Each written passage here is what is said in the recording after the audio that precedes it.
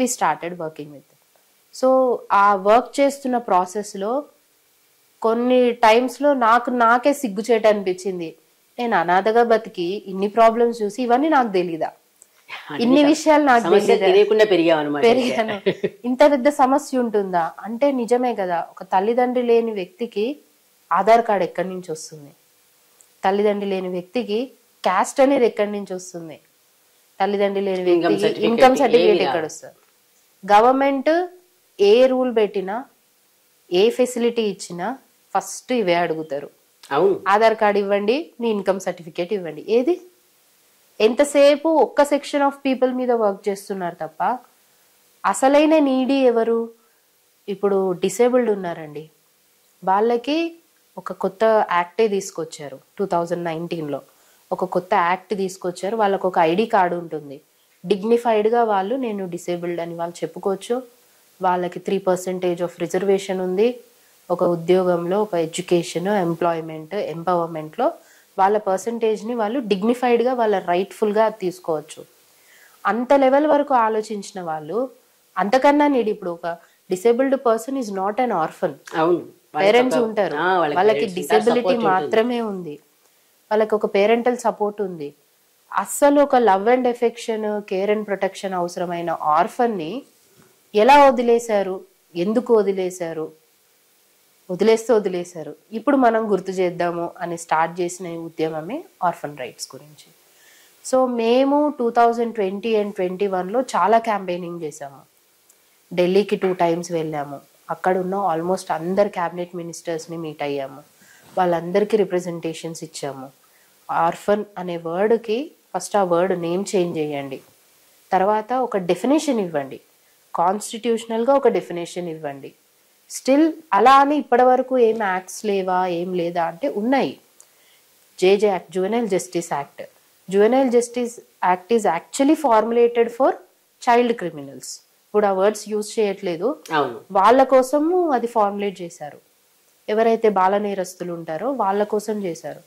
అందులో ఆర్ఫనీజ్ ఒక చిన్న డబ్బా, చిన్న definition, a child who is without biological parents in below the age of 18. So without అంటే ఏంటి అసలు? Without, what is that without?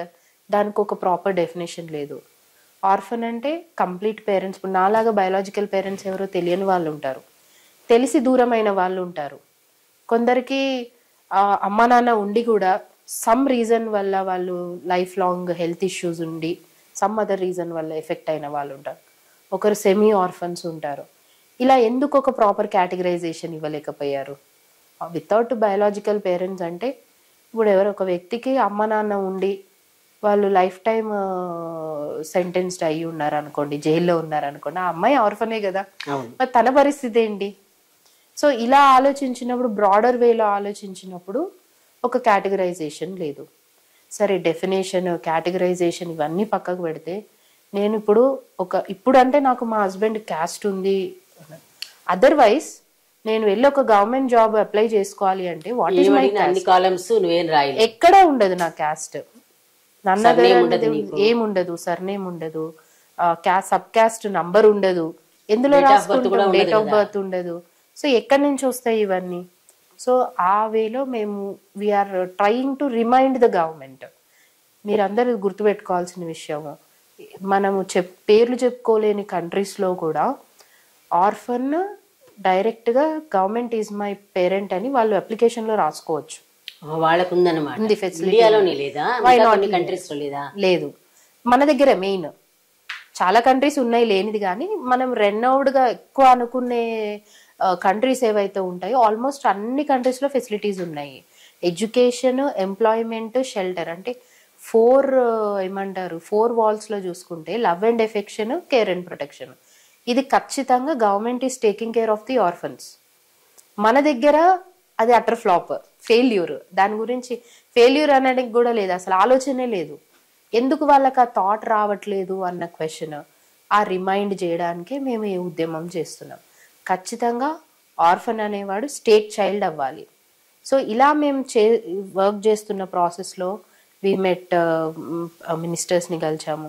ఇక్కడ తెలంగాణలో చిన్న చేంజ్ ఏం తీసుకురాగలిగాము అని అంటే, ప్రీవియస్ గవర్నమెంట్ ఏదైతే ఉందో వాళ్ళు ఒక క్యాబినెట్ సబ్ కమిటీ ఫార్ములేట్ చేశారు 11 ఇంపార్టెంట్ మినిస్టర్స్తో, ఇంక్లూడింగ్ కేటీఆర్ గారు, అందులో హరీష్ రావు గారు, వీళ్ళందరూ కలిసి ఒక క్యాబినెట్ సబ్ కమిటీ వేశారు. 2021లో వేశారు. సో వీళ్ళు ఏమనుకున్నారు అని అంటే, that former CM was telling, నేను చూశాను అనాథలు ఎలా ఇబ్బందులు పడుతున్నారు, సో మేము ఒక మంచి పాలసీ తీసుకురావాలి ఆర్ఫన్స్కి అనేసి ఒక క్యాబినెట్ సబ్ కమిటీ వేసి దాని గురించి స్టడీ చేయమని చెప్పారు. సో వాళ్ళు రకరకాలుగా స్టడీ చేయడం, వాళ్ళని మేము అప్రోచ్ అయ్యాము. అప్పుడు దివ్యా దేవరాజన్ మేడం ఉన్నారు ప్రిన్సిపల్ సెక్రటరీ, సో ఆవిడని వెళ్ళి కలిసాము. సత్యవతి రాథోడ్ మ్యామ్ని కలిసాము, మినిస్టర్ ఆఫ్ WCD. సో వెళ్ళి మా రిప్రజెంటేషన్స్ అన్నీ ఇచ్చాము. సో వాళ్ళు ఆల్మోస్ట్ అంతా ప్రిపేర్ చేసుకున్నారు. సో ఇంకా ఇప్పుడు ఇంకొక 2-3 days అంటే రాబోతుంది అన్న టైంలో we know what has happened. ఇప్పుడు now again it is a question mark. మళ్ళీ మాకు క్వశ్చన్ మార్క్. ఎటు చూసినా అందరూ ఒక ఐడెంటిటీతో ఉన్నారు. ఐడెంటిటీ లెస్ పీపుల్ ఎవరైతే ఉన్నారో, ఒక ఐడెంటిటీ లేదు మాకు. ఇంకా ట్రాన్స్జెండర్స్ ఉన్నారండి, వాళ్ళు ఉద్యమం చేశారు, వాళ్ళకు ఒక ఐడెంటిటీ తెచ్చుకున్నారు. ఒక సెంట్రల్ యాక్ట్ ఉంది ట్రాన్స్జెండర్స్కి. వాళ్ళని హ్యూమిలియేట్ చేయకూడదు మనం. వాళ్ళకి చదువుకోవడానికి, ఒక నార్మల్ లైఫ్ లీడ్ చేయడానికి వాళ్ళకి అన్ని ఫెసిలిటీస్ ఇచ్చారు. Why not orphans? So whenever we put this question in front of some judicial person అనుకోండి, ఒక పొలిటికల్ లీడర్ అనుకోండి, వాళ్ళకి ఏంటి అని అంటే they are not understanding the concept. అది కరెక్ట్. అది ఏమైతుందమ్మా, 18 ఏళ్ళకి, ఇప్పుడు 18 ఏళ్ళ వరకు ఆశ్రమాలు చాలా ఉన్నాయి. ఈవెన్ గవర్నమెంట్ హోమ్స్ కూడా 18 years వరకే ఉంచుకుంటారు. ఎందుకు? జువెనైల్ జస్టిస్ యాక్ట్లో వెరీ క్లియర్గా మెన్షన్ ఉంది, child before attaining the age of 18. So 18 తర్వాత ఏమవుతున్నారు ఆర్ఫన్స్? ఎక్కడికి వెళ్తున్నారు? అసలు ఆర్ఫన్ డెఫినేషన్ లేకపోవడం ఒక తప్పు. దాని తర్వాత జరిగేది ఇంకా మేజర్. అసలు ఏం జరుగుతుంది? అందులో అమ్మాయిలు ఉంటారు, అబ్బాయిలు ఉంటారు, ఏమవుతున్నారు? దానికైతే అసలు క్వశ్చనే లేదు. ఏ గవర్నమెంట్ ఒఫీషియల్కి కానీ, ఏ పొలిటికల్ లీడర్ కానీ, ఏ జుడిషియల్ పర్సన్స్కి కూడా దీని గురించి ఒక అవగాహన, అవేర్నెస్ లేదు. దాన్ని మేము వాళ్ళకి చెప్పడానికి ట్రై చేస్తున్నాము. We're trying to give them the information, ఇది జరుగుతుంది. నా ఫ్రెండ్స్, నాతో పాటు కొంతమంది ఆర్ఫనేజ్లో చదువుకున్న అమ్మాయిలు, లిటరల్లీ ఒక అమ్మాయి కంప్లీట్గా ప్రాస్టిట్యూషన్లో ఉంది, దిక్కులేక. Now it has become her, ఏమంటారు, ఎర్నింగ్ అయిపోయింది, తనకి ఒక హ్యాబిట్ అయిపోయింది. She is not coming out of that. 2 పిల్లలు తనకి. నవ్ అండ్ దెన్ అయిపోతారు. అలా అది ఒక పాయింట్ మళ్ళీ ఆలోచించదు. ఇలాంటి పిల్లలు, వాళ్ళ పిల్లలు ఆర్ఫన్స్ అయితే వాళ్ళు ఎక్కడికి పోవాలి? నేను మొన్న రీసెంట్గా ఒక ఆర్టికల్ చదువుతున్నప్పుడు చూశాను, if all the orphans of India come together, there forms a new nation. So 40 million orphans in India only. So ఏమవుతారు వీళ్ళంతా? వీళ్ళకి ఎందుకు ఒక కొత్త పాలసీ? మేము అడుగుతుంది జువెనైల్ జస్టిస్ యాక్ట్లోంచి బయటికి తెచ్చేసేయండి. అక్కడ CNCP అని లేటెస్ట్గా 2020లో మళ్ళీ CNCP అని ఒకటి child in need and care protection add చేశారు.